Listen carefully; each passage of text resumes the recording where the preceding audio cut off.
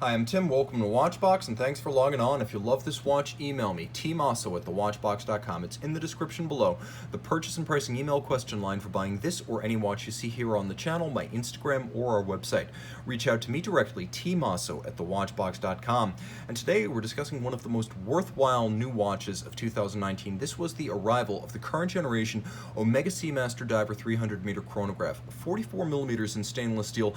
The timepiece is a formidable 17.5 millimeters thick, and as you can see, because of the pivoted end links, it's 52.5 millimeters lug-to-lug, but only that, as there is no end link projection beyond the case. The spacing between the lugs is 21 millimeters. Now let's throw this watch on my wrist, 16 centimeters in circumference, and get a sense of the fit. It actually wears well. I would recommend it for a wrist as small as 15 centimeters circumference because it is big, and it does wear thick, although curiously not as thick as I expected.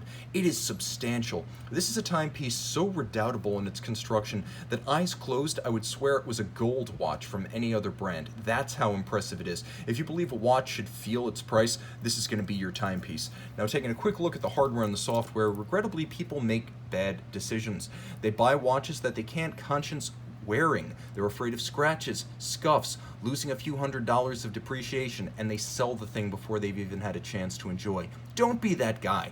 This watch is in outstanding condition. As you can see, removable links these days are fixed by screws, no more pin sleeves, and Omega gives you a lot of value. The bracelet's been subtly redesigned since the 90s as the edge of the flanking links is a little bit more squared off rather than rounded, making it appear a bit more like a sports watch bracelet. You can see there are half links built into the bracelet for fine sizing, but you've got more options. You've got a twin trigger release clasp, very solid, machined from the solid, just like the swing arms, and you've got a 9.6 millimeter slider that is incremental for fine adjustments, but then you've also got a fold-out dive extension, so you've got a feature previously only available in the Planet Oceans and the Plo Profs, now available on the Diver 300 meters. I can't imagine why you'd buy a Planet Ocean chronograph in a world where this exists. The helium escape valve was reprofiled for 2018 in the standard 3-hand and date. It is a conical profile now, not cylindrical, and a change from previously, you can open it while you are still underwater. The bezel features a ceramic insert and cold enamel for the indices as well as the numerals. That's what the white is. Let's hear the bezel.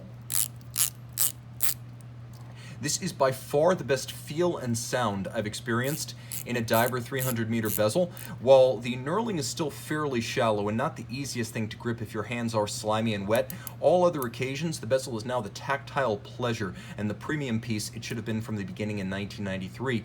Now you have ceramic caps for the chronograph pushers, so those are nicely scratch resistant, and though they are shouldered, that's for protection against shearing and abrasion. You do not need to screw them in or out to operate the chronograph. The dial, like the bezel insert, is made of blue ceramic. You can see it's polished, so it gives you the luster, the gloss, and the resistance to tarnish and oxidation of enamel, but without the fragility or expense of enamel. You can see zirconium oxide, the chemical symbol or formula right below the cannon pinion at center. The timepiece features a clean bi-register design. You can see there are superimposed hour and chronograph minute hands on the 3 o'clock dial, so you get both of those. They are at 3 o'clock. It's a triple register chronograph with a twin register dial. Screw down crown, 300-meter water resistance, the helium escape valve, that's for you saturation divers. If you need it, you already know what it does. If not, it's a cool conversation piece, and I believe James Bond once used it as a grenade in his version of the watch.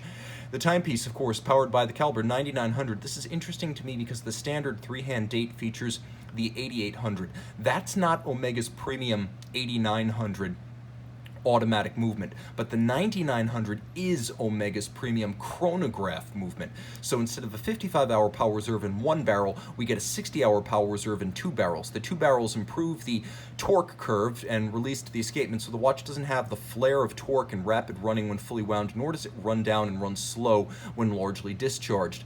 60-hour power reserve, beaten away at 25,200 vibrations per hour, a rate used by very few watches, but specific to the coaxial at Omega.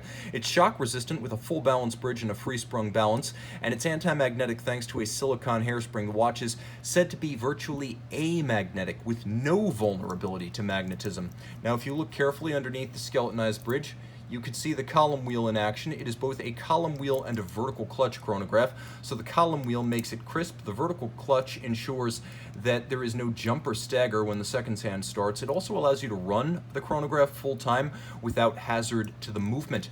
Now the timepiece, of course, is a master chronometer, which means it meets the COSC standards, but it goes beyond. COSC is a bare movement test in 5 positions. This is a full watch test in 6 positions. And the timepiece is tested for water resistance, winding efficiency, power reserve, shock resistance, and anti-magnetism. Created in conjunction with the Swiss Federal Institute of Metrology, the METAS Master Chronometer Standard is a full watch test. And it still features the coaxial escapement invented by George Daniels in 1974 and industrialized by Omega in 1999. These days, the system is a formidable riposte to Rolex, and it is both robust and very accurate, as these watches often run somewhere between 0.5 and +1 second per day. Possibly the best sports chronograph you can buy at any price for sheer refinement and value. Email tmosso at thewatchbox.com for purchase and pricing details. And we're back with the Diver 300 meter. You can see the differential lume for the minute hand and the bezel pearl, so you can read those two against each other. Also note that the dial itself, including sub-registers, is fully loomed.